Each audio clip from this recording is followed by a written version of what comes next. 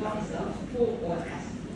Full OLS is a full ordinary square method. Then my sample is start from 1935 up to 1954, right? So 10 observation, 20 observation, 10 strokes. My cross section is 10. Because I have 10 firms, right? So the cross section referred to the firms. If I use the country data, so it's referred to the 10 country. So it's a standard, it's a 10 cross section.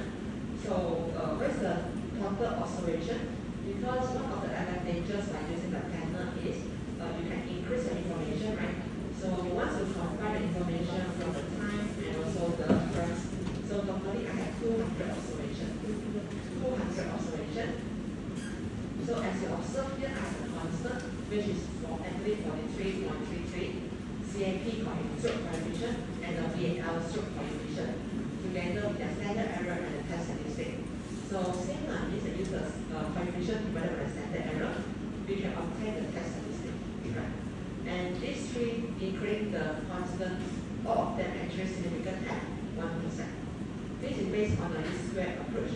Then the R square 0.8, then the S statistic 429, right? So these all the information we can obtain from this result. So now, what next? So what we are concerned here is this is fully square, right? Correct. Fixed effect models, right? Fixed effect model. Why? Because what we say that the pool is square, we understand that there should be a random effect. If there is a fixed effect, then the pool square is no longer efficient, right, as compared to the other estimator. So we like to use the fixed effect model to perform the analysis. So how the fixed effect model and random effect model work? So I think this is a lecture 5. When you do the lecture 5, right, actually if you want to estimate the fixed effect model or random effect model, you just go to the estimate here, right? Go to the estimate here. Then when you choose the cross section, this estimation method, under this cross section, once you scroll down, if you want to estimate the fixed effect, then you choose fixed. You choose fixed, and you click OK. Once you click OK, this is your fixed effect regression, including the average fixed effect and also the respective stroke coefficient.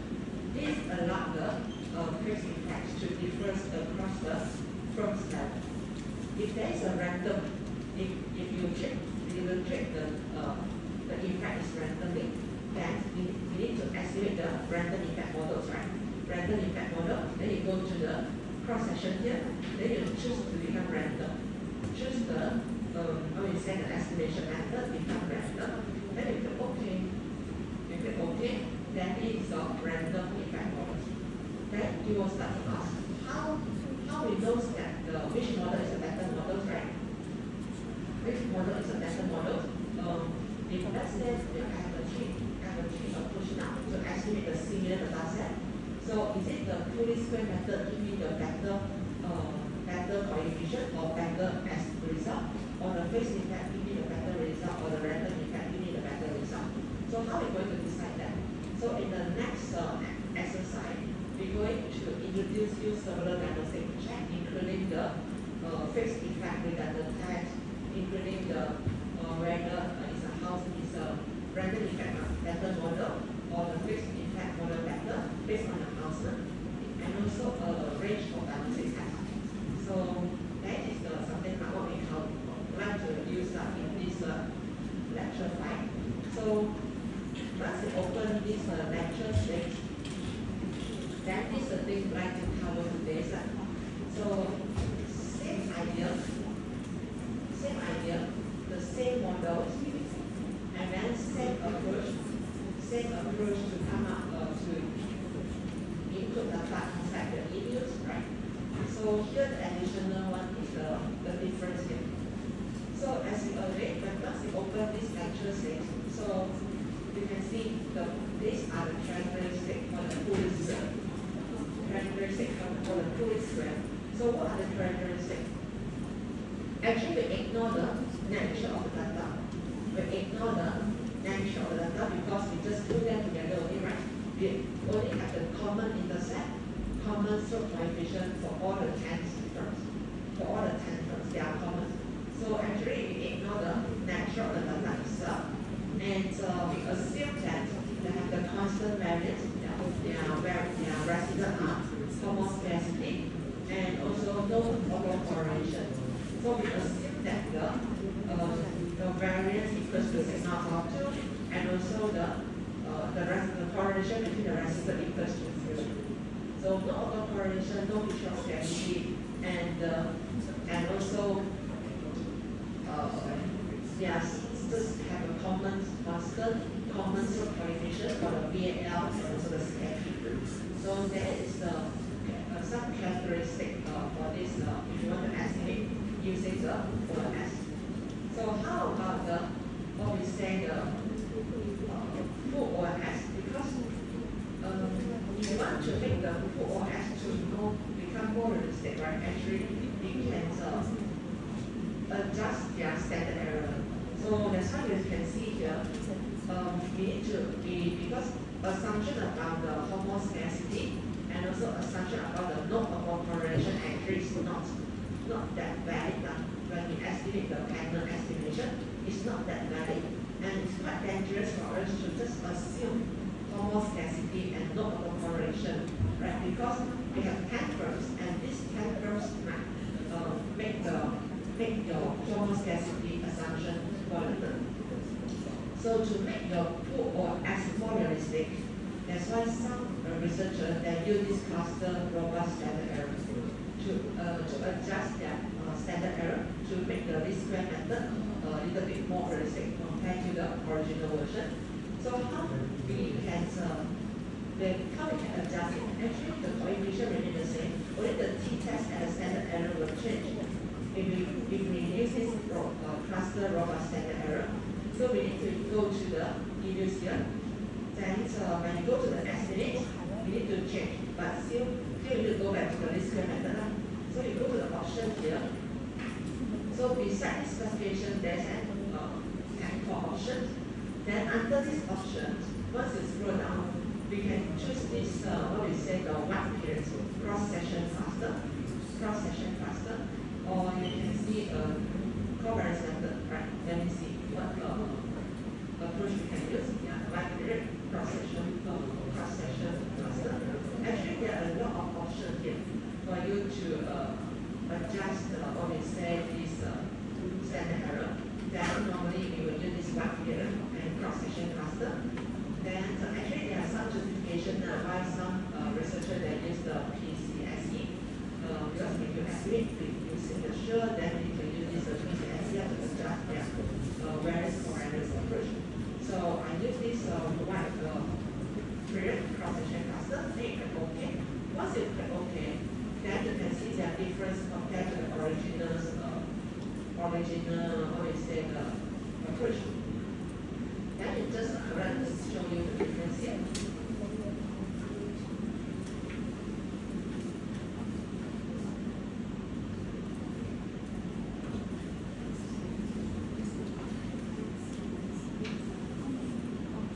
So this is my original slope coefficient and constant remain the same, right? So first one and the second slide, they remain the same. Right? This is before adjust, after adjust, they are same coefficient. The standard error now will change. This before adjust, this after adjust. Right? Their standard error now become higher, right? Become larger. And now for the test statistic, their test statistic becomes smaller, right? Becomes smaller now. And also the significant level also become still significant, but not that significant as compared to the original estimation. So there's a difference here. This original model without any adjustment on this cluster standard error.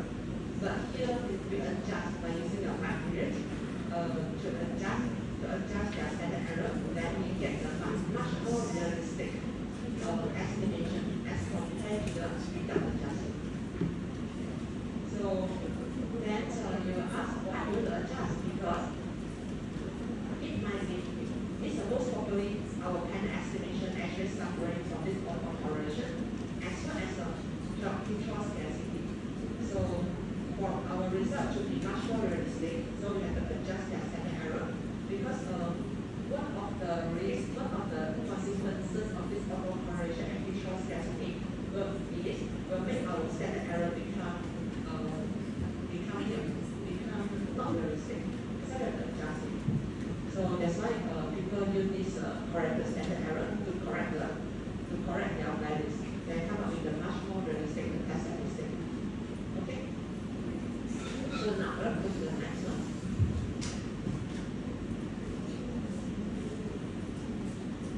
So now let's see what is the difference. What is the sum characteristic for the fixed effect estimation? So this fixed effect allows a different intercept for each firm. So just now the put OS is pull them together, right? All the 10 firms actually share the same intercept. So like what we covered in the theory lecture, each firm should have their right to have the different something like intercept, right? Because each firm has their own characteristic. So if we something like pull them together, the loss their what we say the nature of this data setup for this panel. So the fixed effect will allow for the different intercept for each firm. So these 10 firms should have their own intercept, right? Instead of only common intercept. So you can see there is a written subscript I here on the intercept here. The beta subscript I. Normally it's just beta 1 only, right? As we learned before, just beta 1. But now with this fixed effect estimation, it's a beta 1 subscript I. Instead, it depends on the each individual. So and this beta I are treated as a fixed interval. We are not because we do not know what is the value for the beta, right? Actually, which are the unknown parameters, beta 1, beta 2, and beta 3. Actually, they are unknown. We do not know. We estimate. After we plug in the data, we only get the value for beta 1, value beta 2, and value beta 3. So if unknown is a fixed unknown parameters. And in contrast, it's a different with the random effect. Actually, this one, random effect is a random, right? It's a random micro figure. So we are the part of the error. So here, it's different compared to the random because here it's just a beta what I here. It's different with the random effect models. So random effect model is a chemical correlation with this residual, right? But now it's independent here. So there are two ways. So we have two ways to estimate this fixed effect. So one is we can use the least square dummy variable. We can use the least square dummy variable estimator. Least square dummy variable estimator, or you use the what we say fixed effect estimator. So there are two approaches for us to estimate the fixed effect. One is use the least square dummy variable estimator. The other one is use the fixed effect estimator. So how this works? So let's take a look. This least square dummy variable estimator. This one, by using this least square dummy variable estimator, we can straight away get their individual fixed effect. We can straight away get their individual fixed effect.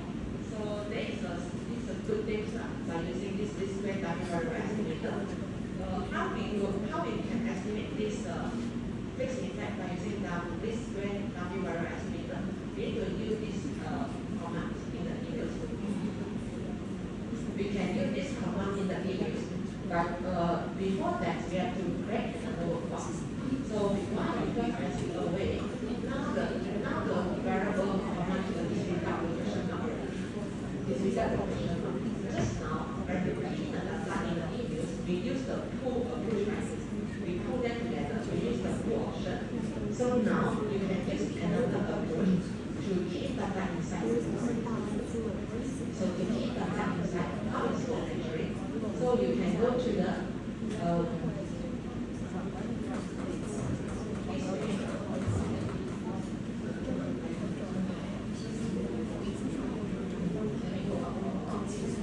and also there is a summary function here. So once open it, so we also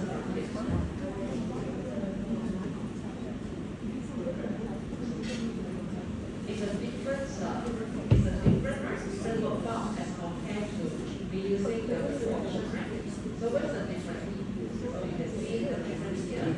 This profile just now, right? I have the individual CNP, individual ICC, and individual YAML. But now with this another approach, I got the overall CNP, INV, and VNL. Actually, how we can create this this what we say this structure? We can go to the Excel sheet here and then copy, right? So copy you can delete the question mark because with this approach, key the data, we don't need the question mark because it's we let the e-views know I input the panel data instead of the time series data. Because just now the first step we key in data inside is we key in the year first, right? The years after that we go to the object and then create a new object, only key in the data set. So there's another option for us to estimate the panel estimation is without the question mark. So how this works? I still copy all the data here and just right click for this column B, C, and D. Then I go to the e-views here and close this one here. So I go to the file, new work file. File, new work file. Here I use work file structure. I no longer use the data just now. I use the balance panel. The frequency still annual. Then for the start date I set 1935. Then end date is 1954, right? Start date 1935, end date 1954. Then the cross section here. The difference is a cross section. How many cross sections I have? 10. So I put 10, right? So this is another option in the e-views for us to key in input data, the panel data inside the e-views. This is another option. So you click OK. So once you click OK, so you can see the top here is 1935 up to 1954 times 10. It's different compared to the first option we key the data inside, right? The first option here is 1935, 1954 value observation. The second way we key the data inside is times 10, right? So here we can start to key the data inside. You can go to the quick empty group edit series. Empty group edit series. Then once you key the empty group edit series, you can see this is the difference of yours when I key the cross-section identifier, right? The pen from the name and then underscore in front of each name. But now we know it. So we just go to the top here. First column, first row. Because remember, just give us go to the maximum because I want to paste the variable name as well. Then you right click, you paste. So you paste the three series, investment, CNP, and VNL. So what happened in your work file? Just have three series, CNP, and VNL. So how about the first option? I use the tool to name object, and then new, and then to give the variable name. So it is the WordPress. Different, right? But all of them also can estimate. So why I need to use this because only this option allows me to estimate the least square dummy variable approach to the fixed effect estimator. So now, how are we going to start? I just go to the option, quick, and then estimate equation. I go to the estimate equation and just key in my variable. My NV is my vector variable, followed by the constant, and then CNP, and then VNL. But now we need to go to the panel option, right? So you see the panel option here, right? This is a panel option. It's similar like the setting just now. Once you scroll out the cross section, there's a fixed effect and a random effect. But now I'm not interested to do that because now I want to start with the who first, right? Who OS. I can click OK. So once you click OK, I will create the same. What I said, is it created the same result just now? Yes, right? So maybe make it smaller. So this is the new estimation, and this I'm using the pool, right? This is now the pool balance observation. So constant, negative 43, same true condition, same result. So now then you will, I want to do the thing is, I want to estimate the fixed effects by using this approach, right? Yes. This grade dummy variable estimator. So I need to key in this automatic create the required dummy variable. So how I can do that? So when you do the estimation, you have to estimate out the constant when you do the estimation. You can see the command here just got IMB, CAP, and VAL. But replace the constant with this command. So what is this? This is the dummy variable for each float. Dummy variable for each float. So it's automatic create for the each float. So you just key in this command in your previews. You go to estimate here. I no longer need the constant. I just need this command, right? You go to the estimate here. Then the constant command you change to become a minus SMPN and this